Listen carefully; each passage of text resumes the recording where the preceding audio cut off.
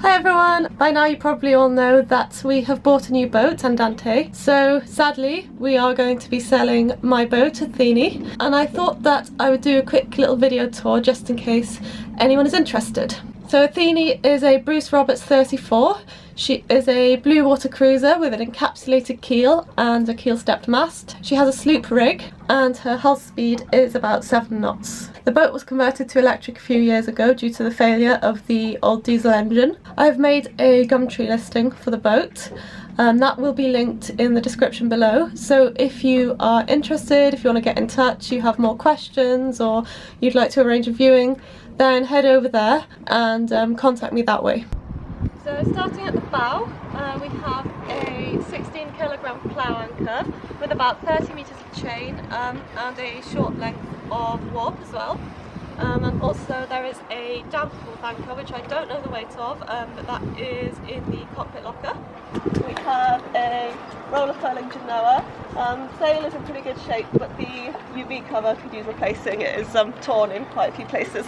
There is also a spinnaker, which I have never used, but it seems to be in pretty good shape, and there is a pole for the spinnaker as well. So here we have the mainsail, which is in really nice condition, and it's got this cover as well. Here we have the spray hose. Again, it's in reasonable condition, it's been repaired, it's had the windows replaced. In the cockpit we have tiller steering, we have 2 self-tailing winches, 2 ordinary winches as well. We have a compass and we have some displays for the instruments. This is a multi-function one. It shows you depth and various other things. These are Athene's solar panels. As you can see, they're on a stern arch, and there are 2 panels. Each one is 400 watts, so 800 watts in total, and they are bifacial panels, which means they can actually charge from the underneath as well as the top. Have a really decent sized cockpit locker here, fit loads of stuff in there. Smaller one here at the back, which mostly just has various lines and things in it. Coming down below, here we have the engine bay, or rather the motor bay, because this boat is electric. So as you can see over the back we have the motor, which is 5 kilowatts, and on here we have the controller, which was replaced I believe in 2023, so that's quite new, and it can be programmed with open source software, so if you want to change any settings then you will be able to do that for yourself. So the motor is powered by 4 AGM batteries. 2 of them are in here, the other 2 under the seat for the chart table, all connected together to make 48 volts. So you operate the motor by turning this switch up to the top position, and then it is controlled via a throttle lever in the cockpit.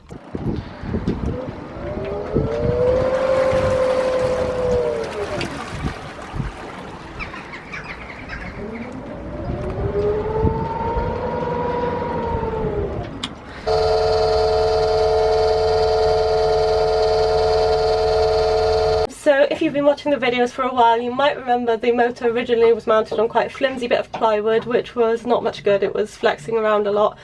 So my dad has built this really nice custom-made metal plate, which works really well.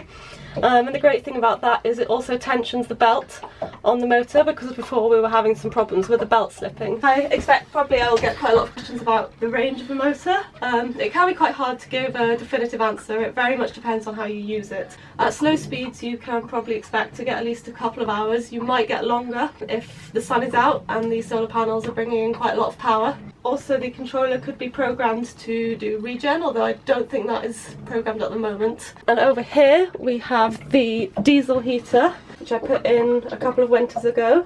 It's a 5 kilowatt heater. Once it gets going it will run quite happily for days. We have found that it tends to carbon up on low settings, so it does need cleaning out sometimes, but once it gets going it's really good, and it kept us very warm last winter. Okay, so here we are in the galley. It's quite generous size for a boat this small. You've got these 2 twin sinks, you've got pressurised water, and a separate tap for filtered water. Also a backup tap if the water pump doesn't work for any reason. Underneath here we have an electric hob and also electric oven as well. Obviously the disadvantage with these is they only work on shore power, but if you do spend most of your time in port, I find that these work pretty well, and it's nice not having to change gas bottles or anything like that. Abundance of storage for all your food and pans and everything. And in here we have quite a decent sized icebox. So here we are at the chart table, a really nice big chart table, plenty of storage space inside. And here we have the instruments, we have a VHF radio, and we have a GPS. This is not a chart plotter, just a old school GPS, and you get your speed over ground on here as well. In here we have the quarter berth, nothing particularly fancy, but you do have the charge controller for the solar panels back there as well. So now in the saloon we have a long settee on this side, which you can use as a sea berth, shorter settee this side, and we also have a small table which conveniently folds out when you need it. And then on this side we have FM radio and some USB sockets as well. This is a Bluetooth radio, so you can hook up your phone and play music or whatever. And here on the bulkhead in the saloon we have a clock and a barometer. Coming forward we have the heads, pretty standard. You've got a sea toilet and sink. Again, you've got the pressurised water in here. And over here we have a hanging locker. So finally we have the front cabin, so you've got reasonable size double berth in here, and a fair amount of storage on the shelves as well.